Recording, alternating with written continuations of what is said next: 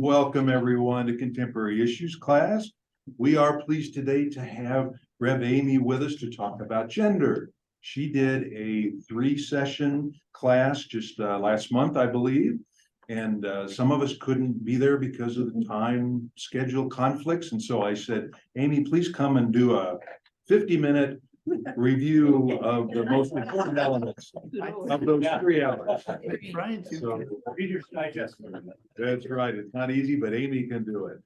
So it's going to have a little slide presentation, and then we're going to discuss too. And so I hope you brought your questions and opinions to share with Amy on this too. Before we get started, our usual announcements. Zoomers, please mute yourself in the lower left corner of your screen. So keep the background noise down, and we are recording this for future playback. And we have a Christmas party coming up on December 5. Vicki, any announcements? I forgot the sign-up sheet, so I made a makeshift one. So if you did not sign up last week, you might want to sign in. And if you did, and I get home and notice that you signed up already, I'll let you know. But we need meat, vegetable, salad, dessert, and appetizers. And I noticed last week we had a ham and some meatballs for meat. So my suggestion is that maybe 2 couples go together and do one meet, and then that way it would be less expensive. And so just a thought. And I think everything else was pretty even as far as what we were signed up for. So it's 6 to 8. It's a white elephant gift. If you bring one, you get one. And it's a Santa theme. So last year we did snowmen. So this year it's a Santa theme. So a gift for a Santa, sometimes Santa thing. And there's, napkins, plates, gloves, anything, candles, whatever. Also, we discussed possibly, I don't know how you all feel about this, bringing a pair of wool socks and just throwing them in a basket, and then we will all, so if you would like to, bring some wool socks, and we'll donate them to the homeless. Okay, so that's just one other thing. So it's 6 to 8, it's lots of fun. Where is it? So it's here, it's here. And Right it'll be here in the $1. gathering space Yeah. by the kitchen. 6 to 8. 6 to 8, 6 to 8, 8:30 something. On the 5th. On the 5th, Tuesday night. And if you don't have a Santa themed gift, don't worry about it. Don't knock. Bring something else funny and give to Sherry. Okay. Also, I want to give a plug to Rev Amy's class. Another of her classes coming out at the exact same time as our Christmas party. But if anybody's not coming to our Christmas party here and wants to come to her Israel and Palestine presentation, I'm sure it will be wonderful and good topic. And also, in a couple of weeks, Jeff Klaus, one of our members here, is going to present on the history of Palestine since World War II. So we will have a good discussion on that. And World War I, okay, stretching back farther. Very good. That same And- night, Steve? Pardon me, Ann? That same night? No, Jeff's going to present at this hour on a Sunday in a couple of weeks. Oh, good. Yes, so, and prayers and thanks for the hostages that have been released from, at least they're starting with some there in Palestine, some movement, so. That little girl I saw on my phone, they just released her. The 3-year-old That girl. little 3-year-old with the red hair? Yeah. What a situation.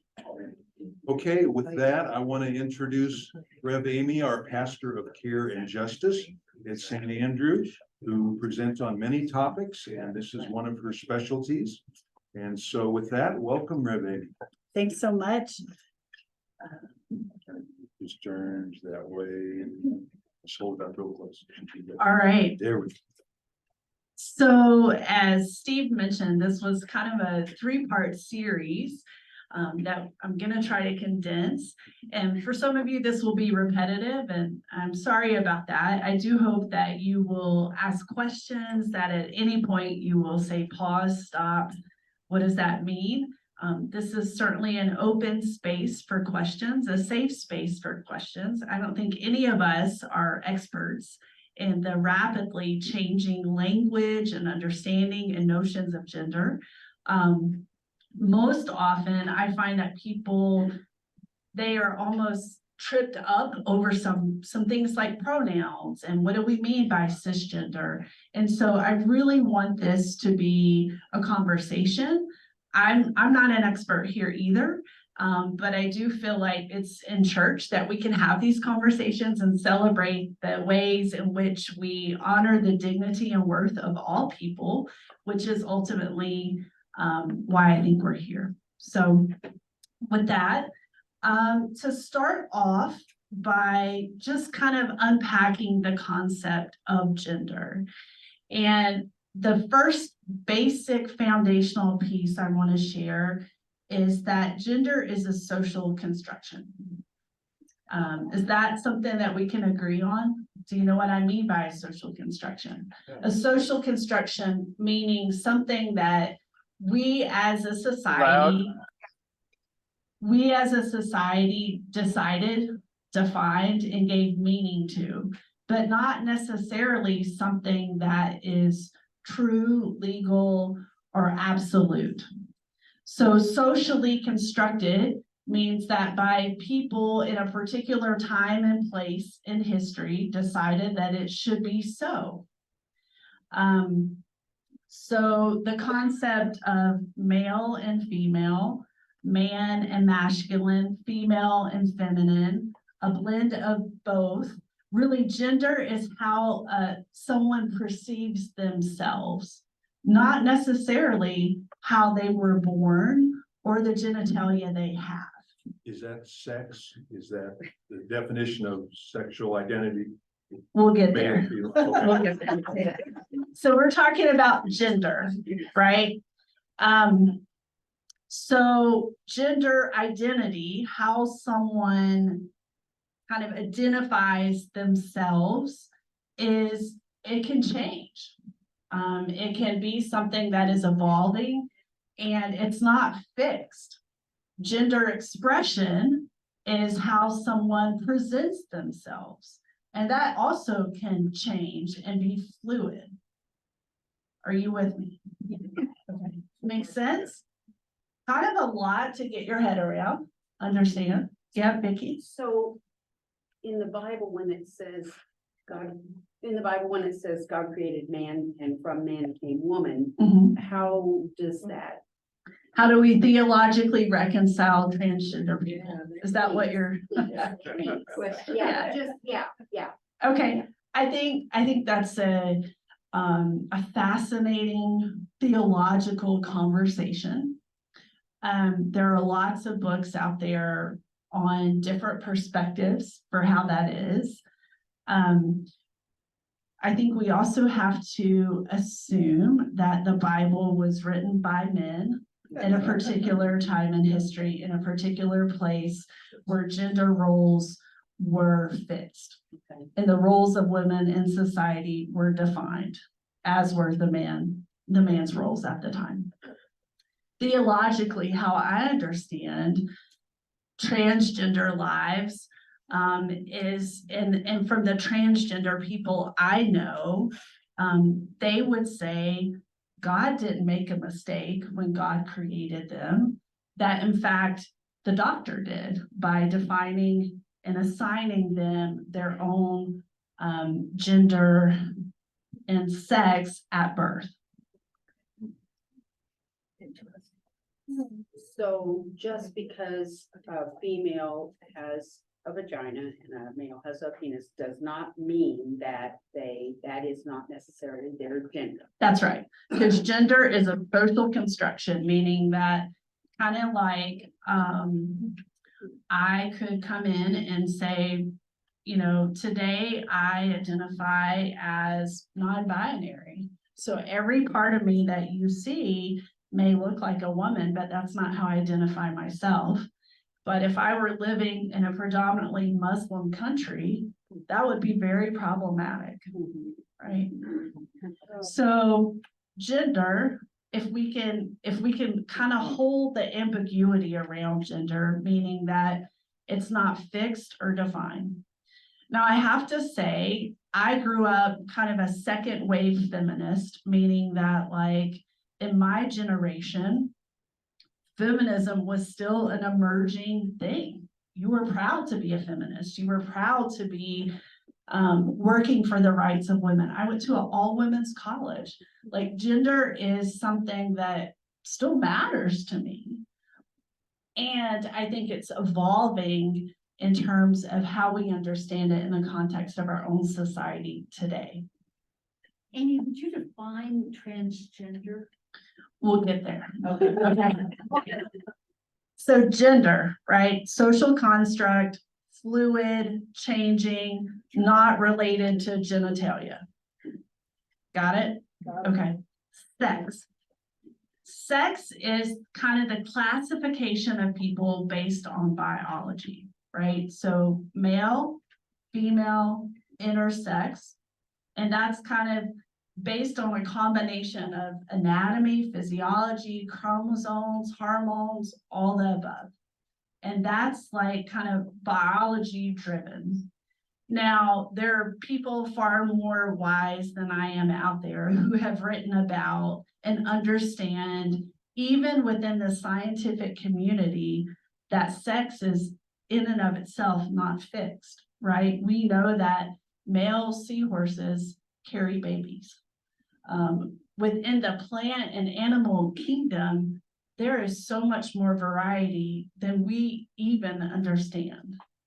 But for our more contemporary understandings of sex, what we're talking about is genitalia assigned at birth. Okay. Cisgender. Cisgender is when someone's gender identity, so that means how they define themselves in the relationship to their gender of their choice and preference, aligns with social and cultural kind of expectations. So kind of what you see is what you get. You're not necessarily thinking or assuming that I am acting outside of my gender. If I identify as a woman and I act as a woman, then that's seen as cisgender. Cisgender, CIS gender. So that also comes with a little ambiguity, meaning that that's how someone performs. There's a whole body of work out there now called gender performance. And the idea is that gender is something actually that we perform, that we all kind of, take on a certain gender and we act in a certain way, and that it's really that fluid. So when people talk about identifying as non-binary, what that means is they're not aligning themselves as male or female. Okay, with me so far? Yep. So those are just some kind of basic foundational words, concepts to share. So gender in and of itself is how a person identifies or perceives themselves. And more importantly, it's what they call themselves, right? So I might present as male, but tell you I identify as a woman or non-binary. This is why pronouns are so important, because we make a ton of assumptions based on what we see, based on our own cultural expectations, but it's not necessarily how people identify themselves. Make sense? Yeah, maybe not make sense, but can you kind of start to see how this is coming together? One's gender identity can be different than the sex they were assigned at birth. So if you think about gender identity, gender expression as kind of more fluid and changing, it's a continuum, right? I've known people who present one day as clearly male and then the next day as clearly female, and it's fluid. And I don't say that in a flippant way, that it's like something we put on and take off. But for some people, it really is that fluid. when I've worked with teens in kind of their own process of identification and expression, I think so much of what I see, and people will say, well, why now? Why are all these laws happening around the country around transgender people? Why are we even talking more about transgender people now? I think it's because we're talking more about gender. And personally, I don't have any anecdotal research for this, but personally, I feel that if and maybe Pew has done this, but if I polled most Americans, they would say that gay, lesbian, bisexual issues, however we define issues, meaning gay marriage, is pretty accepted. You know, it's not maybe like 80% of the American population, but I'd say if we took a poll, it would be about 65%. Yeah. So I feel like the current laws and restrictions aimed at restricting transgender people are more of a wedge issue now, because the country has moved on and evolved in other ways related to gay and lesbian people. Now, I'll talk a little bit more about what that looks like in Colorado, because it's really relevant to us here. But I think what we're seeing is a political conversation kind of coinciding with where we are in our culture in terms of our acceptance of people. Maybe if I could just mention, I mentioned, Amy, that we might want to talk about the transgender laws that affect talking about sports, because there are transgender young men swimming on women's teams, and they get a lot of pushback for that. And also there's the transgender affirming care for children. Some states have passed these laws that say children cannot get drugs or surgery in our state because we think they're too young and can't make that decision for themselves. So I told Amy we might want to talk about that today. Yeah, actually, let's just kind of go there. Okay. Okay. So Colorado, Well, yeah. maybe, I don't know if this is a question other people would have as well, but, could you maybe address the issue, or what kind of factors or circumstances contribute to a person maybe having a more fluid gender identification, or on the other side of the coin, you know, more conforming to traditional gender roles? What are the factors that go into that? Are those all cultural then as well, and societal? I would say so, Jeff. I don't think they're predictive. So as a clinician, for example, up until about 12 years ago, there was a clinical diagnosis of gender dysphoria. And most people who were in the process of transitioning in any way, going through an operation to change their genitalia, had to go through, and this is still true, they have to go through a rigorous psychological evaluation. Gender dysphoria, however, has been kind of changed within the psychological framework of assessment of people, recognizing the inherent bias in that. Sounds pejorative. Yes, kind of like hysteria was for women Right. back in the 50s and 60s. There is not a clinical diagnosis for that. So to answer your question, I do think that culturally, how someone identifies their gender and gender expression is influenced by religion, by family, by culture, by age, exposure, social location, and all those ways. So I don't think it's inherent in an individual as much as it is also contributed to by the situation in which they find themselves. Many kids we know are not living fully expressed lives out of fear. There's a member of our congregation who is I don't think she would mind me telling this, it's not a secret. She is a counselor, an admissions counselor, helping students get their way into college. at a Catholic high school. And these kids who show up in her office have identified and are identifying at school as non-binary or of a different gender. And when it comes time to complete their college applications and she's meeting with them and their parents, no, they are presenting in that moment as the sex that they were defined at birth and as the gender that their parents know them to be. So it's creating kind of this culture of dissonance, secrecy maybe, which I don't find it helpful in terms of the most, I would say, targeted group, if you will, within our society of young adults are trans kids. The highest suicide rate, the highest rates of bulimia and anorexia.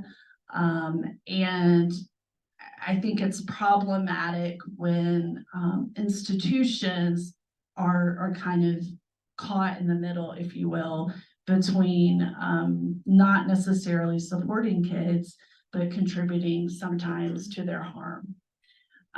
One of those institutions, and this is where it's specifically relevant here in Colorado, are our hospital systems. Colorado, last year, the state legislature declared itself to be a sanctuary state for gender affirming care. You might hear that term, gender affirming care, because it's really gotten a lot of play recently in the news. Currently, what that means is that someone in the process of transitioning could go for gender reassignment surgery to a particular hospital system. That's one way of looking at it.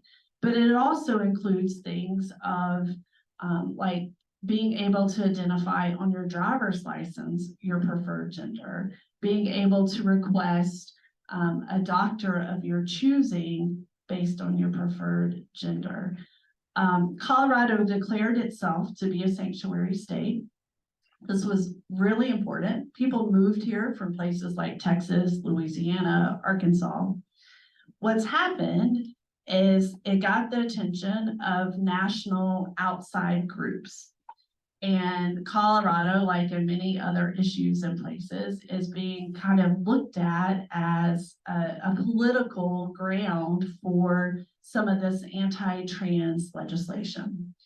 Currently, in the entire state of Colorado, there are only 2 hospitals that currently offer gender affirming care: University of Colorado and Denver Health. This is a problem because we've declared ourselves to be a sanctuary state. Now we have more people that we can meet the need of. And often for these families, you can't start and stop care. It is a continuous process. So if you are kicked out or have to move at any point in your process of transitioning, you have to start all over again with hormones and therapy and all sorts of supports. It's not transferable based on where you live. So it's created a real vacuum in the medical and mental health needs of many LGBTQ people. And I'm not just talking about youth here, I'm talking about adults as well. There was a doctor down in Canyon City. This goes way, way back now, who was available. He was the only identified physician. He was in Canyon City, but he may no longer be in practice. Thank you. 35 Trinidad. Trinidad, excuse me. Trinidad, That's right. Trinidad, excuse me. Yeah.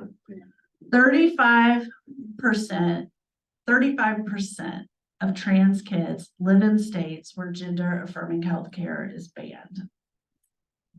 So that just goes to show like the incredible need and the incredible lack of access and resources.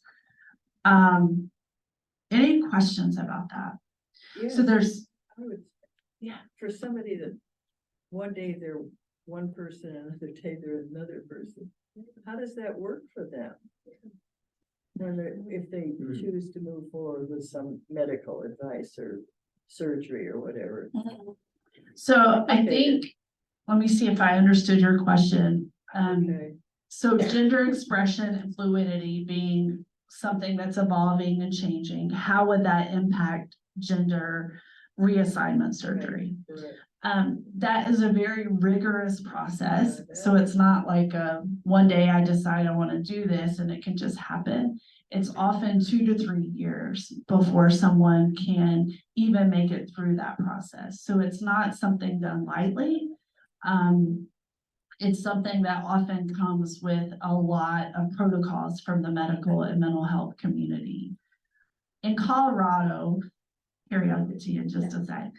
In Colorado, what we're seeing is there's likely going to be a ballot measure around gender affirming care. And the outside groups coming to Colorado will use language like protect our kids.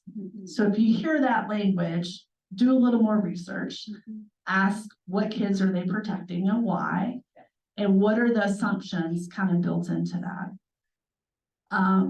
We know that there's more violence committed against trans youth than any other group in the population of youth and young adults.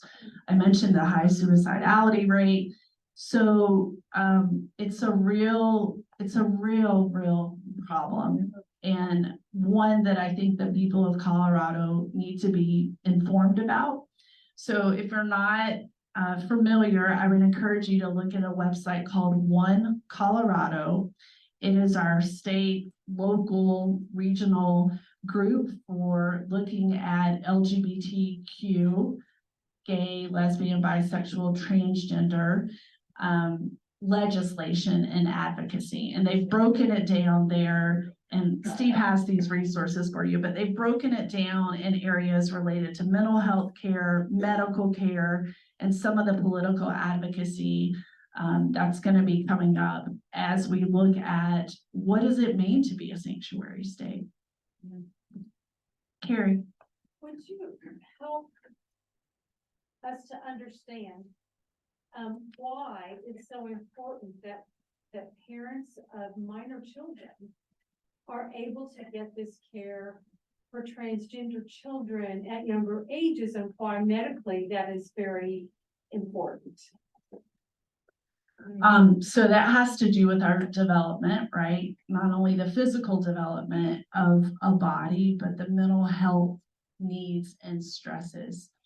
One of my colleagues in the Washington, D.C. area wrote a book, and I really want to encourage you. Her book is called Daring Adventures. Her name is Reverend Rachel Cornwell, and she is a pastor of a United Methodist Church in Washington, D.C. Her son, Evan, transitioned while we were serving together at Dumbarton United Methodist. And Rachel writes about it from the perspective of a mom who is seeing her child from a very early age, not living into this body of how they understood themselves to be. Her journey and Evan's journey, Evan swims on a swim team and is now 11 years old. And so they had to choose as a family to start hormone blockers for Evan. And this process, again, is not something that people do lightly. It's at that point in someone's development, it is irreversible. I mean, you can stop taking them, and Evan would have developed breast and pubic hair and all the things, but because of the hormones, Evan did not. And that was done in consultation with a pediatrician. They worked really closely with Children's National Medical Center in Washington, D.C. But Evan had the benefit of parents who were educated, who were equipped to advocate, who knew how to advocate and had access to a ton of resources. That's the exception, unfortunately. But Steve has the resource list that I put together for you today, and her book is on there. I'd love to bring her here to speak with you. She's amazing. And Evan is thriving because Evan gets to live in a body that now feels like his own, that matches who he knew himself to be. That wasn't true at his birth. Our family, when we lived in DC, we had the privilege of living 2 houses down from Grace. Grace, we first knew as Mateo. Mateo was our mother's helper. And then between the ages of 9 and 10, Mateo became Grace. And I wondered how our kids, who Sam was 5 at the time and Ruby wasn't quite 1, how they would experience this transition, because one day Grace just showed up to help, and Grace had on a dress and her hair looked different. And, you know, I thought, I don't know what's going to come out of Sam's mouth. We haven't really talked about it. And so Grace shows up and says, "Hey, Sam, how's it going?" And Sam's just kind of taking all this in. And he says, "Good, how are you? What's your name?" And so it just worked. So much of this, I feel like, is really within us, of trying to, you know, a 5-year-old didn't have to think so hard about it, but we build our lives around these social constructions of what we think gender is, sex is, who we are. I mean, theologically, what would it be like if we just looked at every person as a child of God? Yeah. And I waited on you to say, this is how I want to be known. This is how I want to be named. This is how I want to be seen. One of the most painful things for me as a pastor is to hear and meet with people who don't feel welcome in our church, not our church as St. Andrew, but church universally because of who they are. And I'm not talking about just who they love. I'm talking about who they are. So one of the things that I did last year that I feel really strongly about is reaffirming people's baptism with their chosen name. Because I think about it, you know, my parents chose my name and what that meant. And I love my name, Amy, that fits me, right? But for people who were given a name that didn't fit them, they spent their whole life in conflict. There's a word for it. It's called dead naming. And it's when you call someone not by their preferred pronouns or name, but by the name that they were given, which may not be true for them anymore. It's incredibly painful for people. So to have people reaffirm their baptism and their chosen name and their chosen identity is so powerful, because it again reminds them, I believe, that they were created in the image of God. So Steve, if you can get to this Sure. page for us, this is kind of a fun graphic, and we can send these out to you as well. It may be easier for you to see. Slide you want first one? The gender breed. Yeah, the unicorn. Okay. The genderbread person. So we have identity, orientation, sex, and expression. But if you look at all of that, it's a continuum, right? Like it's a continuum. So all of us would fall in different places on each of those continuums. A more fun way, I think, is the gender unicorn. And it's kind of the same thing, but the idea is, again, that it's continuum. So our identity is fluid, not fixed. Our expression changes. Sex assigned at birth can change with surgery. Who someone's physically attracted to is also a continuum, and emotionally attracted to, which is something completely different. So a lot of this, I find, is really about our own ability to live in ambiguity. But we don't like ambiguity. We don't like We it. want it to be. And we build female. systems and laws and benefits and privileges based on what we think is true, right? All men are created equal. Kind of takes on a different meaning, right? Some are more equal than others. Some are more equal than others, according to Jerry. According to Chris. Well, there's that. I think Paul was a little biased too. Paul and women didn't exactly get along. Yeah, Well, my question would be, what did our creator have in mind? I think we as human beings on the earth try to control too much of what's going on with us as human beings. What did our creator have in mind? And why Such a are we good question. fighting the creator's intention? Well, That's this just where I'm coming from. makes perfect sense from a kind of evolutionary standpoint, because evolution is driven by variation within a species. And the more variation, the better a species can evolve and adapt. And when it comes to sex, in particular, maybe not gender, that's gotta be where all the action is happening, because that's, what creates reproductive success or reproductive non-success. So I think nature tries everything. It just tries whatever it can. And that includes all of this stuff that we're talking about. That's a good response, but I still say the creator had something else in mind. And we're not looking at that, are we? If there's a lot of division, certainly as a result of all of these things, but, I think of the sad situation socially where people, and we all know this, and I think immediately of the young gay fella in Wyoming that was persecuted because he was gay. There's so many situations like that where, yes, intervention is appropriate in my mind, but bottom line, God put us in the womb to be delivered, to be who we had in mind. Who are we to change that and challenge that? That's just me.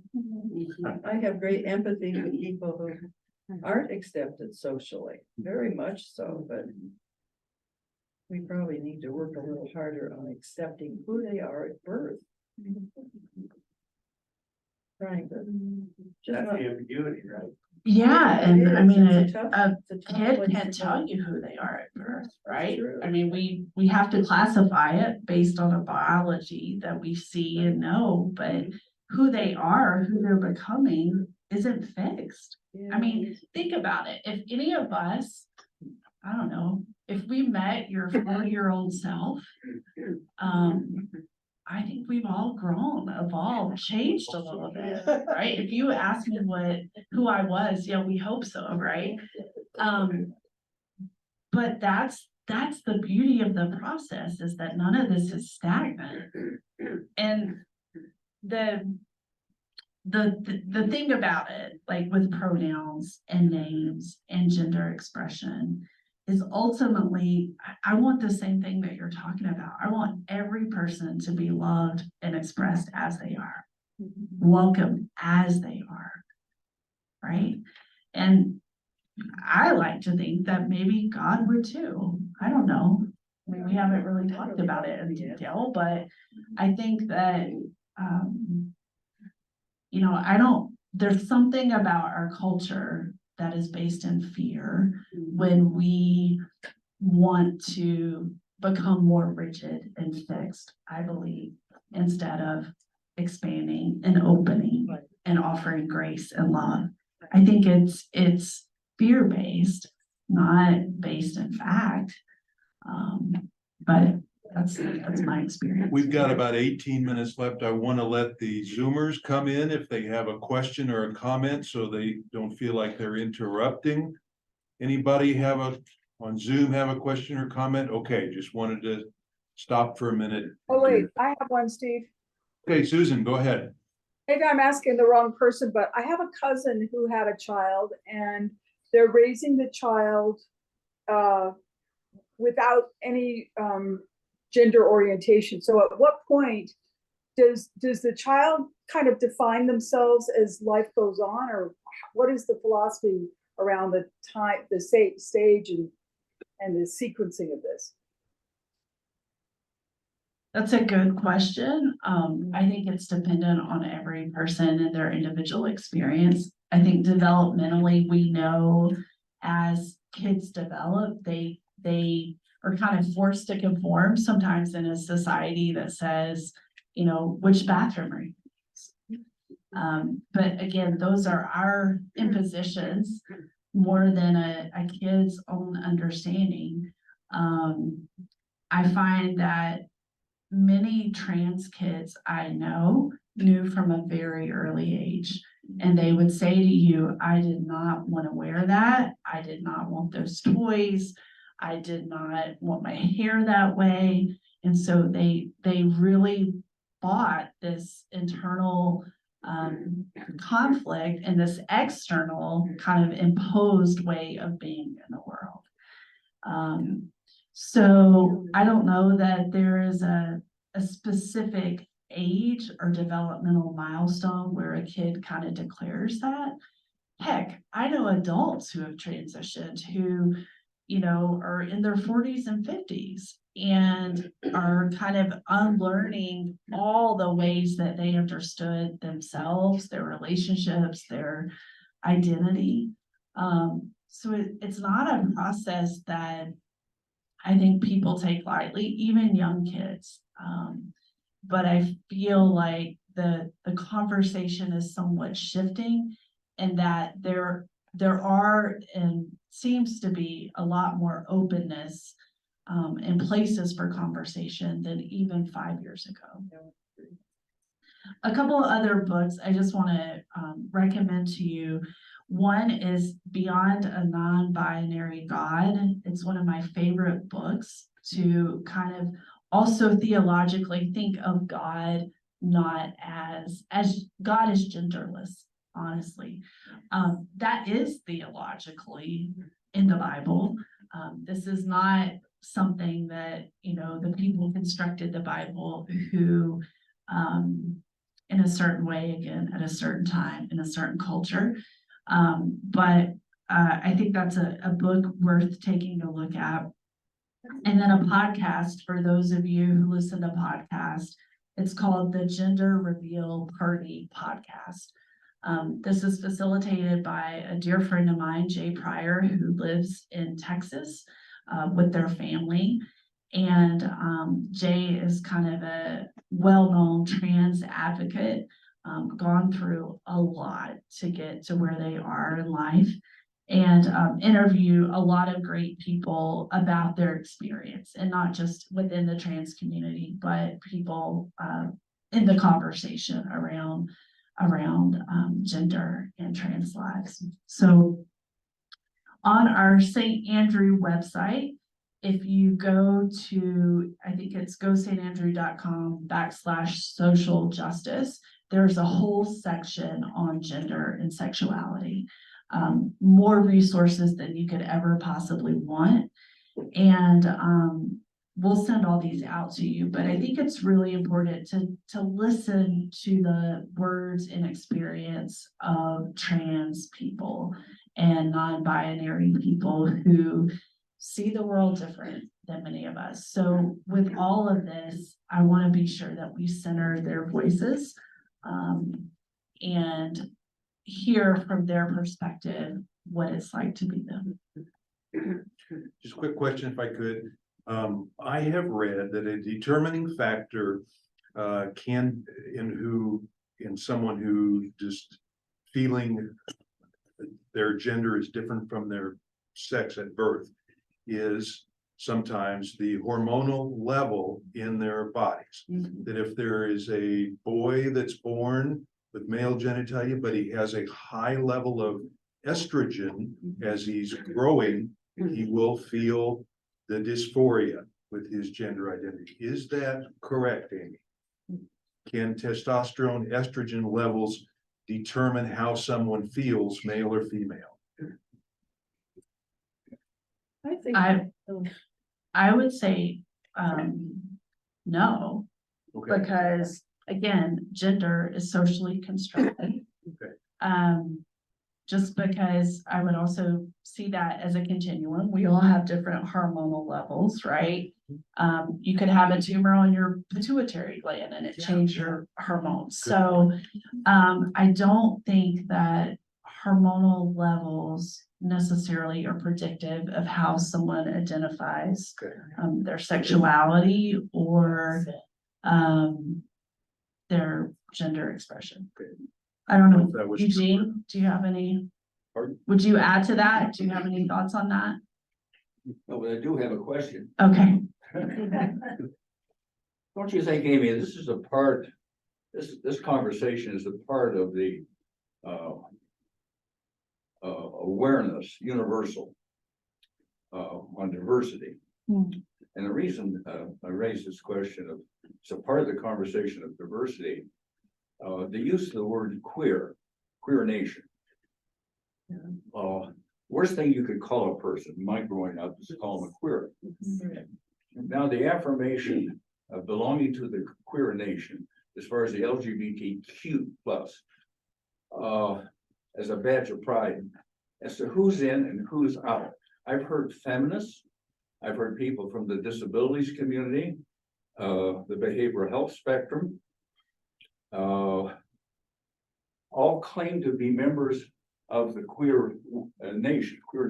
Who's in and who's out? And is it for all marginalized people who feel that they are not in the norm? They're different. They perceive themselves as it. Now, who's in and who's out as far as queer nation? And this topic of diversity, and we're talking about gender now, of course. Who's in and who's out? Could you help me in my understanding of how that the word queer nation and the affirmation that the way it's being used today? so, Doesn't make any sense. yeah, the way that I've never heard the term queer nation.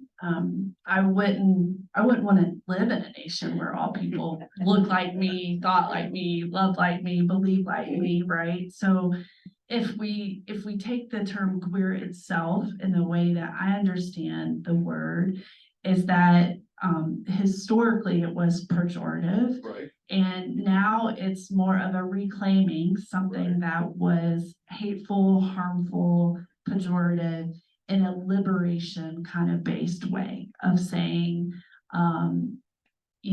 this is, we are understanding ourselves as queer, and that is a bigger, broader definition than gay, lesbian, bisexual. It's more broad in terms of who's in, to your point, but also not as defining. So that, for example, gay was typically men loving men, lesbian, women loving women. Queer is incorporating and including transgender people, intersex people, non-binary people, bisexual people. So in a more bigger, broader, operationally defined way of how we include people that don't necessarily fit into one defined way of sexuality. As how people define themselves. Some identify themselves as queer, Mhm. others prefer not to use that designation. I mean, you have to wait to hear how the person is wanting to call themselves, Yeah, and then pick up on that, yeah, have them lead. yeah, They want to be considered queer. right, You affirm that if they don't wish to use that designation. So it's right. their call as to how they are to be identified. Yeah. It's all about identity, is it not? It is, and I would Yeah. say, like with any oppressed or marginalized group, it's the people at the center that get to define the reality, the language, the terms, the experience, not those of us with privilege, to the extent of so much of what we're talking about now around gender and sexuality is interrelated, right? I don't think you can talk about gender and sexuality and not talk about race. I don't think you can talk about gender and sexuality and not talk about other aspects of an intersectional way of being. So yeah, there's a wheel that we have. We can send out the iPad as well. Yeah. Or not sorry, yeah. I'll be interested to see what epigenetics brings forth in the next decade in terms of gender identity. We do know already that the fetal marinated environment of hormones does have an impact on your sexual identity. For example, if you're the seventh son, like the Johnny Rivers song, you have a higher probability of being homosexual than if you're the first son.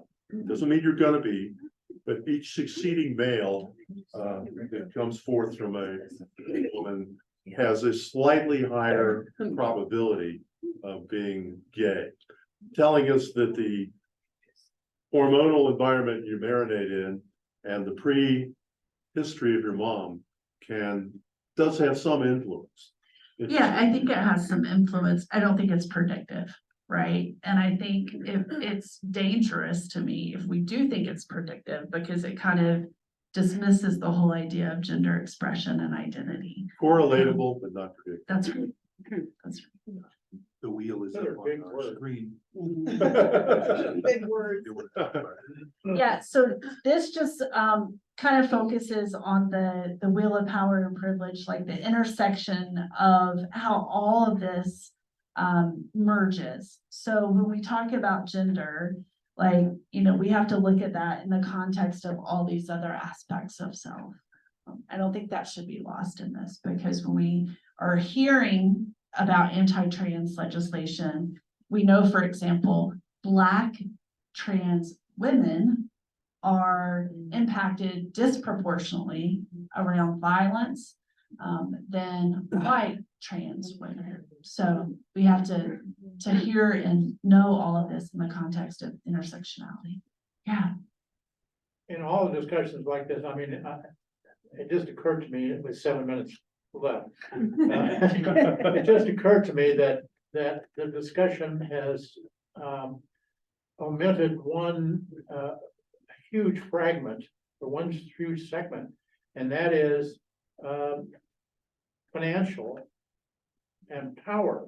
And it's obvious that women's liberation had an awful lot to do, the pushback against women's liberation had an awful lot to do with women gaining power and therefore more financial authority. The same thing has happened with gay and lesbian people, that gay and lesbian people have been shunned away from, pushed away from positions of power and authority and therefore money.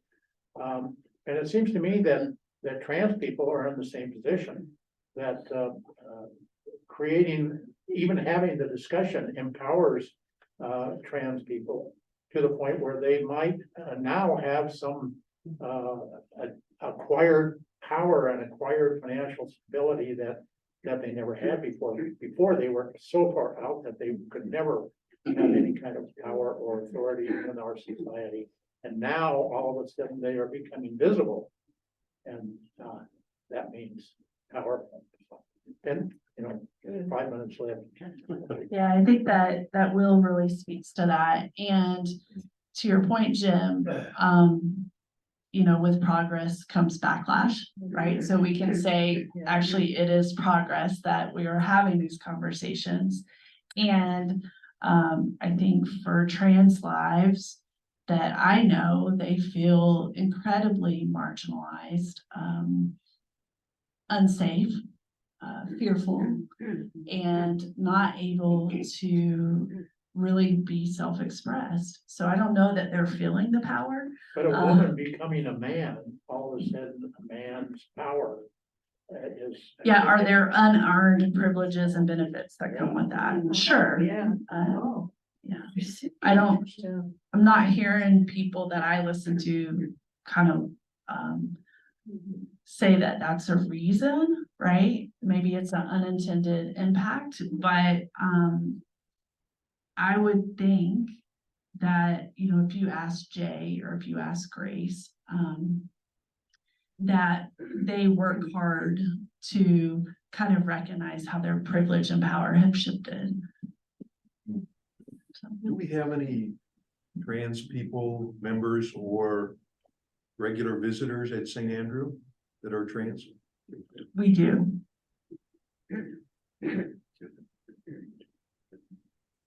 Esther. I just wanted to make a comment. I have a son who's a middle school teacher. Louder. I have a son who's a middle school teacher. In the last 6 years, he's had 3 students. One student wanted to be called they. One wanted to be called it. And the other student, some days would dress as a female and sometimes as a male. The girls were much more accepting of this student dressed as a girl. The boys shunned the boy and would ridicule, and all 3 students they just needed so much empathy and compassion. They just acted out in class all the time. They had no friends, ridiculed. So I just asked for compassion and empathy because these they were 7th graders. I mean, they're just kids and they're trying to find themselves. That's my only comment. Thanks, Esther. Steve, Um, Steve, Yes, Toby, go ahead. I have a granddaughter who at age 10, we were talking one day and she bounces in and she says, "Hey, Grandma, I'm non-binary."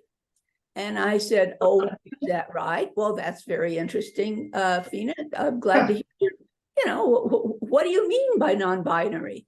And she says, "Oh, it means that some days I play with the boys and some days I play with the girls." And I thought, wouldn't that be nice if we didn't have to worry about any of all this, if we just got beyond it, because it really doesn't matter. I mean, it matters if somebody is hurt by it, but the concept doesn't matter. We should just get beyond it and deal with all the things that we have in common. And I thought that was just a kind of a fun conversation I had with her, because somebody'd been talking to her and she thought it was just fine, Yeah. Thank you, Toby. Yeah, I feel like kids are so much further along in this conversation. I do want to say other cultures have a lot to teach us here too.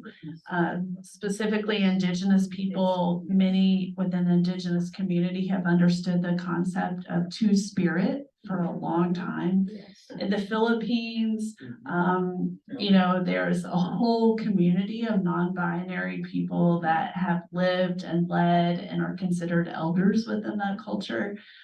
So we're framing this context within our country and our culture, but around the world, other civilizations have dealt with this a lot longer. People would even say that the eunuch in the Bible, right, was a non-binary person.